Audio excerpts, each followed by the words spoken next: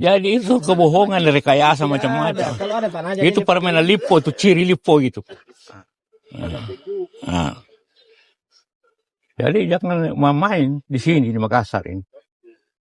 Ya. Berarti ada dugaan perampokan yang dilakukan oleh GMTD. Apa? Ada dugaan. Karena kita punya, ada suratnya, ada sertifikatnya. Cepat-cepat dipengaku. Itu perampokan namanya kan? Bagaimana? Benar nggak? Jangan begitu. Ada semacam permainan mafia tanah begitu. Iya, itu memang dulu yang dia beli dari Haji Najibnya. Juga karena mafia tanah di sini dulu kan. Jadi dia mungkin ditipu. Dia ambil kita punya tanah. Dia belum datang ke Makassar, kita sudah punya.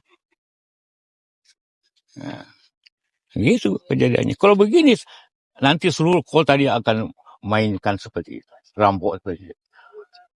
Kalau Haji kalah, saya mau main-main, apalagi lain. Apalagi masyarakat kecil. Iya. Ya, langkah selanjutnya upaya hukum. Selanjutnya tidak ada. Kita hukumnya kita nanti ajukan kemana-mana. Mau sampai ke mana pun kita siap untuk nggak melawan ketidakadilan, tidak kebenaran gitu. Dan jangan juga aparat pengadilan itu berlaku adil lah, berlaku kebenaran lah.